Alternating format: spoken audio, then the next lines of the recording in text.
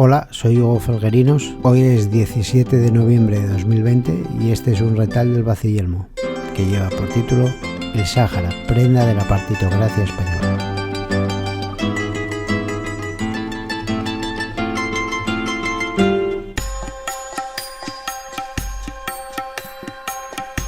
En el último parte de guerra emitido por la televisión saharaui, el Polisario asegura haber atacado puestos en Maghbes y el Guerguerat, mientras la diplomacia saharaui advierte que también el espacio aéreo saharaui y marítimo está considerado zona de guerra abierta. En Marruecos no hay reacción oficial a la ruptura del plan de paz del Polisario y los medios de comunicación ponen el foco en que la situación en el paso de Guerguerat se ha normalizado después de la intervención del ejército marroquí para asegurar el paso bloqueado desde hacía 3 semanas. Este paso fue creado por Marruecos para facilitar el tránsito hacia Mauritania, pero el Frente Polisario lo considera ilegal, ya que el plan de paz establece solo 4 puntos en los que se puede pasar de un lado a otro del muro, y este paso no está incluido en él.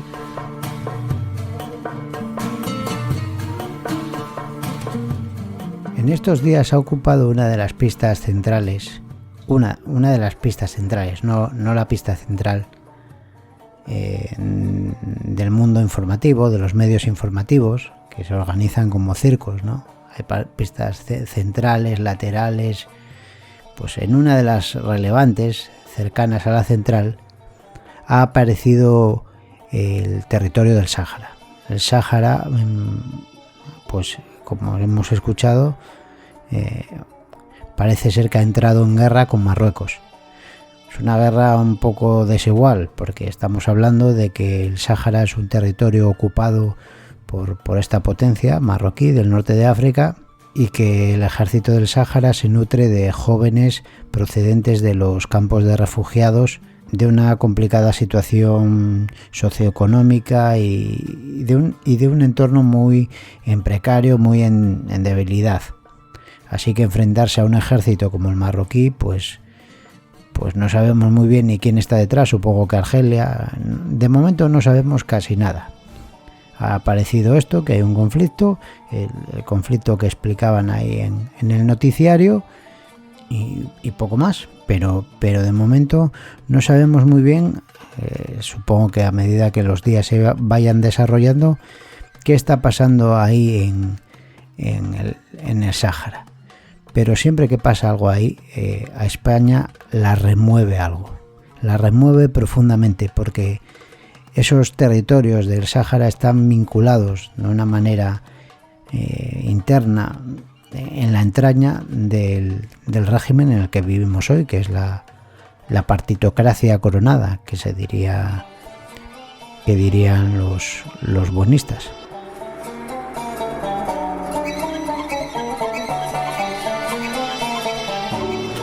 Ya digo que es un conflicto que a España la remueve mucho, la recuerda a viejas heridas, pelos dejados en la gatera por hacer el paso del que entonces era un régimen autoritario, el régimen del franquismo, que estaba bajo el paraguas de Estados Unidos, pero no era reconocido internacionalmente por la comunidad de naciones democráticas.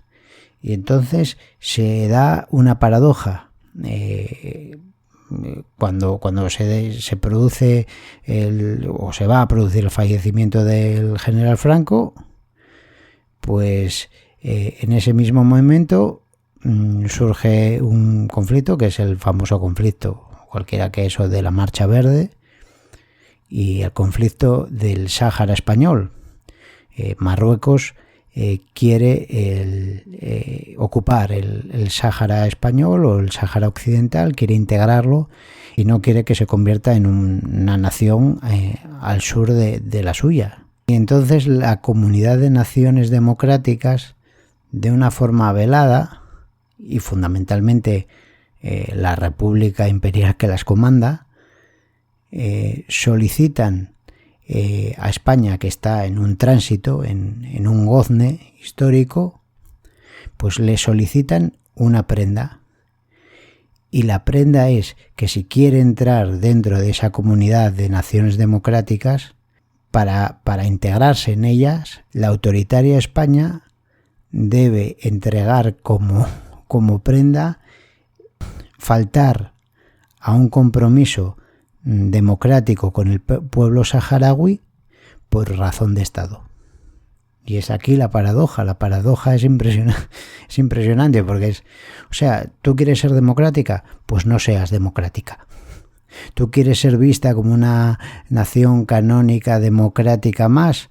Pues lo primero que tienes que hacer es razón de Estado y no ser democrática y digamos que saltarte todo, porque se saltó hasta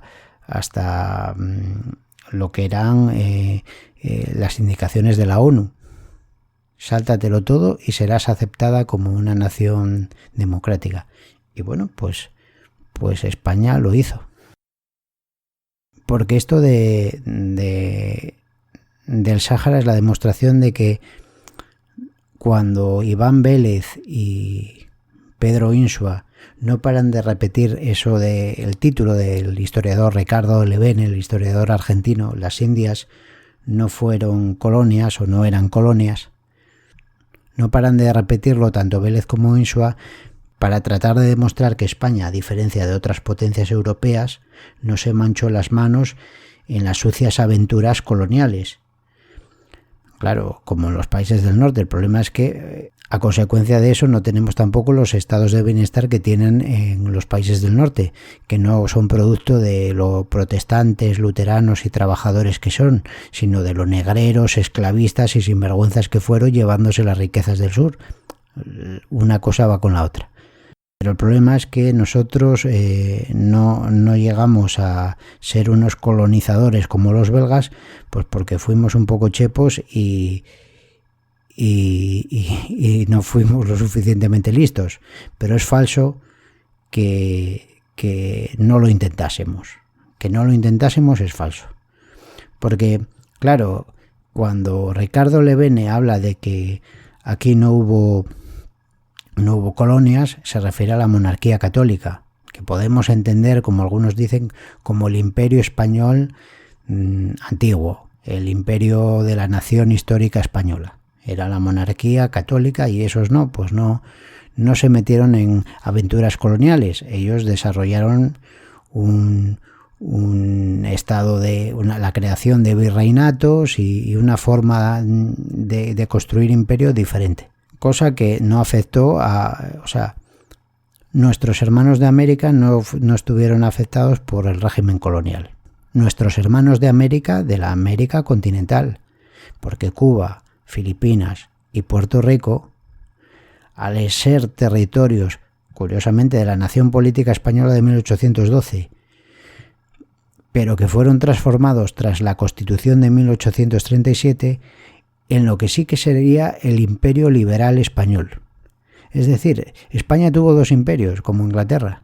Tuvo, si decimos así, el imperio de la nación de la nación histórica católica, el imperio católico, y después de 1837 hubo un imperio liberal, un imperio liberal que se comportaba exactamente igual que Bélgica, que Holanda o que cualquier otro país depredador del norte de Europa, que traficaba con esclavos, con negros, y que era un imperio, la verdad que liberal, pues muy exiguo. Eran esas posesiones de Cuba, Puerto Rico y Filipinas, que eran en el fondo territorios de la nación política, incluso que tenían administración igual que la nación política, y que por arte de Birlibirloque en la Constitución de 1837 se los transformó en colonias, en regímenes especiales con leyes especiales, y en donde se participó en todo, ya digo, en todo el tráfico de esclavos, etc. El Sáhara español se va a incorporar a estos territorios del imperio liberal hispano-europeo en la conferencia de 1885 de Berlín, cuando se repartieron África. Hasta 1913 la cosa no quedó sentenciada, por el medio se perdió Cuba, Filipinas y todo, pero bueno, hasta vamos a poner esa fecha, en 1885 esa conferencia fue la que definió que España iba a tener unas pequeñas posesiones en África. En realidad era una especie de peón o de sujeto tapón que utilizaban las grandes potencias para los lugares conflictivos, pues como ninguna tenía la capacidad de imponerse a la otra, pues que hubiese un tercero que era débil y que estaba entre las dos. Y eso era un poco la función que cumplía España en África. Pero bueno, de todos modos, el Sáhara español se integró ahí y estuvo hasta 1976. Se convirtió en una provincia. En 1949 Manuel Alía Medina descubrió que en el Sáhara había un yacimiento de fosfatos fabuloso, el mayor del mundo. Recomiendo muchísimo una conferencia de Lino Camprubí, bueno, Geología y Geopolítica, Fosfatos y Recolonización del Sáhara. Es una conferencia que está muy bien y que analiza esa situación de los fosfatos, la relación del Sáhara con España, etcétera. Bueno, después, pues claro, la cosa llega hasta 1975, en donde se produce la Marcha Verde, con prácticamente la entrega del territorio a Marruecos. Desde entonces, la vinculación del régimen de la partitocracia coronada, de la democracia partitocrática española con esos territorios es fuertísima. Es fortísima y sin embargo opaca, se oculta. Es significativo, no se habla, no se quiere menear ese avispero que hay ahí, pero yo siempre he pensado que si un día se produce un conflicto y esto no es que tenga avisos de que se vaya a convertir en una guerra civil en Marruecos con una rebelión del Sáhara y tal, pero si un día se conjugan los elementos y se produce una carámbola de ese tipo, el régimen español, la democracia coronada española, de la partitocracia de partidos, puede sufrir, puede pasarlo mal, porque hay una vinculación muy interna y hay una línea roja que no se toca, que además está muy apegada a esa prenda que se entregó, en la que se saltaron en realidad compromisos morales con el pueblo saharaui, pero compromisos legales de derecho internacional marcados por la ONU. Todo a petición de la potencia imperial y también a petición gracias al poder y la pujanza del sultán de Marruecos, en aquel caso Hassan II, y ahora Mohamed VI. Claro, sobre esto es curioso porque el asunto del Sáhara es una de las pocas banderas que aún conserva la izquierda indefinida.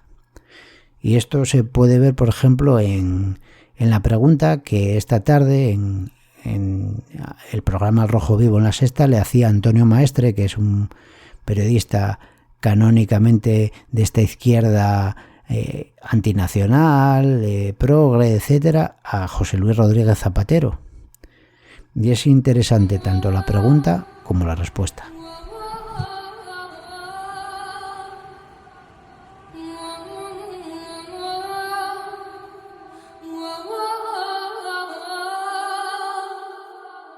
Presidente, una pregunta que también tiene que ver con el legado del rey emérito. El rey Juan Carlos tuvo una importancia vital en la entrega del Sáhara Occidental a Mauritania y a Marruecos en los acuerdos de Madrid, que fueron declarados nulos posteriormente por las Naciones Unidas. Esta semana España está en guerra porque, según la ONU, el Sáhara Occidental sigue siendo una colonia española. Es España la que tiene que capitalizar esa descolonización y tiene que asegurar la autodeterminación del Sáhara. Los acontecimientos que se han visto en el paso del Guerguerat, en la frontera entre Mauritania y el Sáhara, han provocado unos enfrentamientos y se sigue viviendo el drama humanitario del Sáhara. ¿Cuándo España va a asumir, su administración tampoco lo hizo, cuándo España va a asumir su compromiso que tiene con el Sáhara Occidental, con los ciudadanos del Sáhara Occidental, acabar con el drama humanitario en el Sáhara Occidental y enfrentarse de manera frontal a la dictadura marroquí que lo impide? Bueno, no estoy de acuerdo. Creo que la solución para el Sáhara es un acuerdo, una negociación. Vuelvo otra vez a mi línea de coherencia y de convicción. Creo que se ha demostrado que la única salida es que haya un entendimiento entre lo que es el Frente Polisario y Marruecos, difícil, pero la única salida, y que además Marruecos ha puesto encima de la mesa alguna de las salidas no hace muchos años, concretamente en mi mandato como presidente, que pudieran dar una satisfacción razonable a lo que es una reivindicación histórica que, en mi opinión, no va a tener más posibilidades que la de un acuerdo y entendimiento con Marruecos. Eso es lo que yo he defendido y no voy a cambiar ahora de defensa. Y haré, por supuesto, ahora un llamamiento a todos, ¿no?, a que este incidente que nos ha preocupado no derive en la pérdida de ese principio de no violencia que llevamos afortunadamente durante 29 años. Algo queda, poco, y hablo del preguntante, algo queda de aquel fulcro de izquierda que, bueno, defendía ese tipo de cosas, el compromiso con el pueblo saharaui, el que se les concediese la autodeterminación, etcétera. En eso estaba, por ejemplo, un jovencísimo Gustavo Bueno Sánchez. Estaba metido en ese berenjenal, en ese lío, pero bueno, ahora se ha convertido en pro norteamericano. Supongo que se habrá salido de ahí, porque tanto Estados Unidos como Israel están en que no haya independencia del Sáhara. En ese sentido, supongo que tanto Gustavo Bueno Sánchez convergerá con Zapatero, que una vez más demuestra que es un político canónico y es un político prudente. Supongo que Bueno Sánchez entenderá que Zapatero es un político aquí que es prudente, que se da cuenta de que vale más no meneallo, porque si revienta ese polvorín nosotros podíamos sufrir las consecuencias, ya que estamos ahí arriba y ya que los vínculos internos son tremendos. Entonces eso me parece que sería la posición lógica de Bueno Sánchez, ahora que se ha hecho proamericano, pero a lo mejor no, a lo mejor me equivoco, uno nunca sabe. Sobre esta intervención le pregunté a Héctor Ortega, y entonces le dije, oye, aquí al camarada del Repúblico, oye, anímate, mándame un audio en el que analizas un poco esta situación y así me rellenas unos minutillos del retal. Y aparte, pues oye, tenemos tu visión, que siempre es esa visión galaica, sinuosa y acertada de los hijos de Breogán.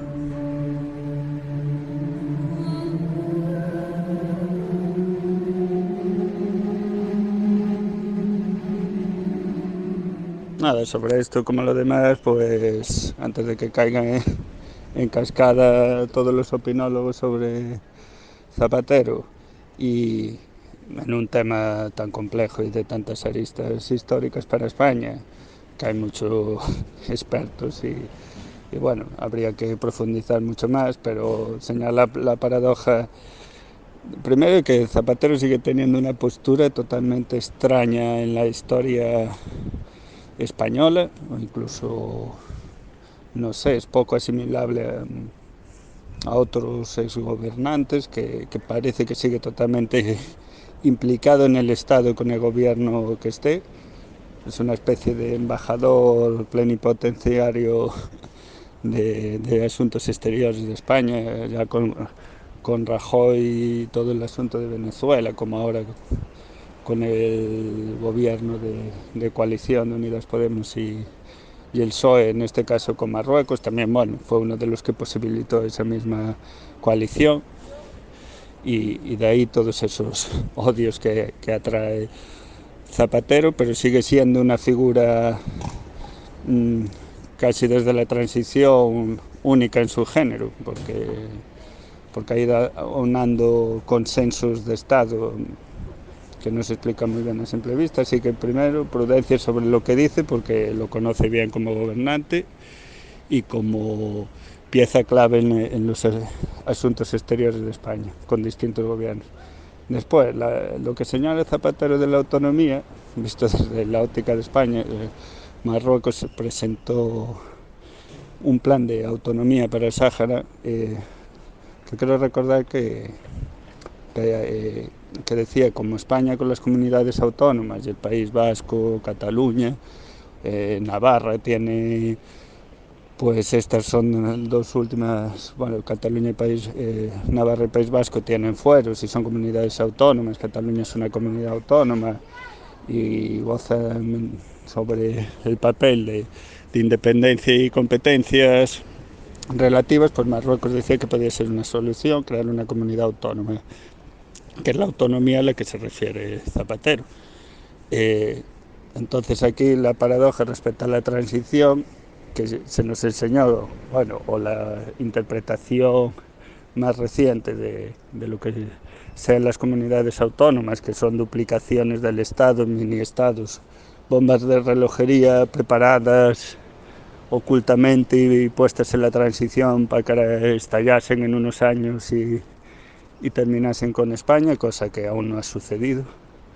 Entonces esa interpretación habrá que empezar a revisarla, como se revisó la de la transición, que las autonomías era ya el máximo grado de desarrollo y descentralización del Estado, superando el federalismo, y que eso se ha visto que ha creado ineficiencias, incompetencias, que ha generado frustración en los nacionalistas que ven eso como un tope y el autonomismo como un engaño del Estado central. El Estado central pues ve el autonomismo como una traba a su Estado, porque es un Estado de las autonomías donde no dominan centrípetamente todo el Estado, aunque bueno, cada vez las dimensiones tan pequeñas de un Estado como España y el desarrollo tecnológico, eso está desbordándose, en las infraestructuras, en la logística, en las comunicaciones.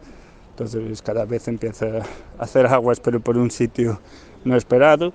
Bueno, lo que quiero decir que ese canto de las comunidades autónomas como solución al problema territorial, replicando una estructura administrativa burocrática de mini estados con parlamentos, televisiones, escuelas de idiomas, universidades, todo esto pues ha tenido unos límites que no han sido la secesión, curiosamente, sino como se ha visto en Cataluña o en el País Vasco, pues quizá también haya que verlo como un freno a esa secesión en los 80-90, que se vieron procesos en el este y en Yugoslavia, en África, en Oriente, de secesión, que aquí no se han producido.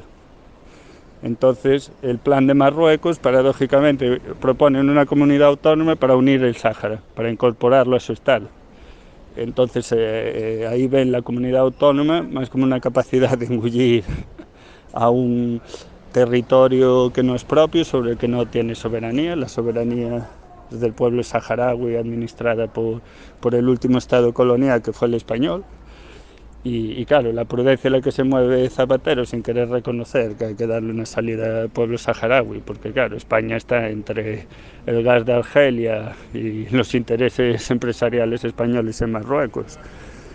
Tenemos el estrecho de Gibraltar, la renovación de Rota, aquello de las bases en Ceuta y Melilla del repostaje de la flota rusa.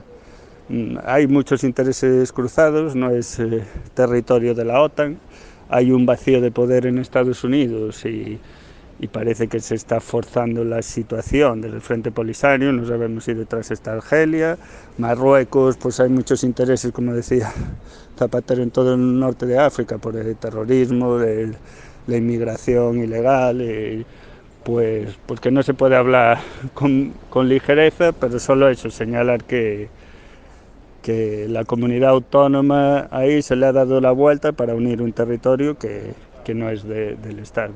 Entonces el pueblo saharaui eso dice que no es ninguna autonomía y no son un Estado soberano. Y visto desde la estructura de España, pues no deja de resultar paradójica la solución que se plantea. Comparto la visión de Héctor, pero hay veces que también hay que tener cuidado con la prudencia, porque en situaciones o en entornos volubles hay veces que la prudencia significa ser audaz y hay veces que la posición prudente es una temeridad encubierta. Nunca se sabe, y yo creo que el contexto del norte de África es un un entorno voluble y que da bastante miedo. Dejo para el final el personaje fundamental de aquello que pasó en el año 1975, que fue la prueba de fuego de Juan Carlos. Fue el actor principal, el que se lo jugó todo ahí para que la primera potencia del mundo lo reconociese como un candidato serio a ocupar la jefatura del Estado. Hombre, él ya tenía mucho ganado. Lo había reconocido el jefe de Estado anterior, había prestado sus servicios discretamente a la embajada norteamericana, pero digamos que esto es como en la mafia, se necesitaba una prueba verdaderamente fuerte de fuego, y yo creo que ahí Juan Carlos cumplió el pacto. Fue un pacto con el imperio y cumplió su parte del pacto. Claro, que ahora salte este conflicto de Marruecos justo cuando el que ocupa la pista central es Juan Carlos y llamado despectivamente el emérito. O sea, ya nadie le llama Juan Carlos I, el rey Juan Carlos, no. Ahora es el emérito, como un insulto. Está sufriendo lo mismo que sufrió Franco, está sufriendo una demonización para, por contraste, entronizar y elevar, dulcificar, convertir en un ángel a Felipe VI, que me parece que al final sufrirá el mismo proceso que Juan Carlos. Pues Juan Carlos ahora mismo le ha estallado toda su dinámica interna oculta, aunque no era tan oculta, casi todo el mundo lo sabía, pero bueno. Y esto, justo en este momento aparece como un fantasma el Sáhara, como aparece aquel escenario en donde hizo el gran pacto, el pacto con el imperio. Bueno, son cosas, si uno fuese conspiranoico pensaría otras cosas, pero como no lo soy, pues son casualidades de la vida. Y con esto lo dejo. En otro día vamos al retal de Juan Carlos y su relación con el Sáhara y con el imperio vinculado al Sáhara. Pues nada, hasta otra y nos vemos.